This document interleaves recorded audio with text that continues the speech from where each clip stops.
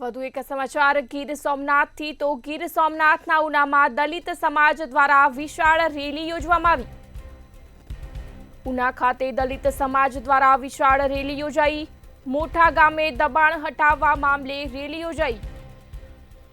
દબાણ હટાવવામાં વાલા દવલાની નીતિના આક્ષેપો કરવામાં આવ્યા। ઉના પ્રાંત કચેરી ખાતે મહિલાઓએ છાજિયા લીધા। ફક્ત દલિત સમાજના લોકોના જ દબાણ હટાવાયા, અન્ય સમાજના લોકોના દબાણો નહીં હટાવ્યાના આક્ષેપ કરવામાં આવ્યા।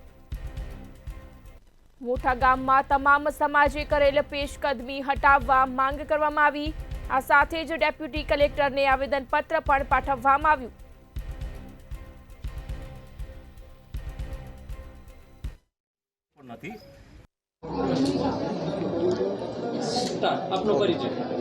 મારું નામ જસાભાઈ કરશનભાઈ વિંજોડા, ઉના ઈગરડા તાલુકા મેઘવાળ સમાજના પ્રમુખ તરીકે મારી સેવા આપું છું।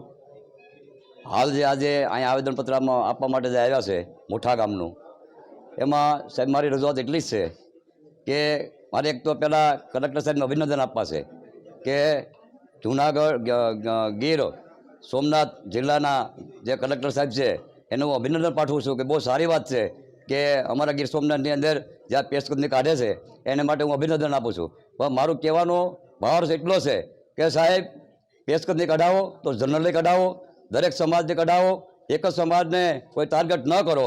આજે ઉના તાલુકાની અંદર જે નાઠેજ ગામમાં અને મોટા ગામની અંદર જે પેશકદમી દૂર કરવામાં આવી છે એ ફક્ત ને ફક્ત અહીંના તમારા કહેવાતા જે ઉના તાલુકાના મોટા ગામના વતની છું। મારું નામ સોંદરવા ભીખાભાઈ નારણભાઈ, મારા ધર્મપત્ની છે એ ગામમાં ઉપસરપંચનો હોદ્દેદાર છે, બરાબર। અને અમે અગાઉ પણ અહીંયા કલેક્ટર સાહેબને આવેદન આપી ગયા હતા કે મોઠામાં અંદાજિત 1600 થી 1700 વીઘા પેશકદમીની જમીન છે સરકાર સરીની। આમાં અમારો એક સમાજ સાહેબ નિશાન ન થવો જોઈએ, તમામ પેશકદમી ખુલ્લી થવી જોઈએ। તો અમે એડવોકેટ સંજય સોંદરવા ઉના આજરોજ જે અમે આવેદનપત્ર અહીંયા આપ્યું છે શ્રી મુખ્યમંત્રીને કે અમે ઉના તાલુકાના મોટા ગામના દલિત સમાજો ઉપર એક તરફી જે ડિમોલેશન કરવામાં આવ્યું છે અને અમારા દલિત સમાજના 35-40 વર્ષથી જે જમીનો ખેડતા હતા અને વાવતા હતા એનું તમામનું અનુસૂચિત જાતિ પૂરતી જ ડિમોલેશન કરી અને જે ફળાવ વૃક્ષો હતા એને કાપી નાખ્યા છે થડમૂળમાંથી।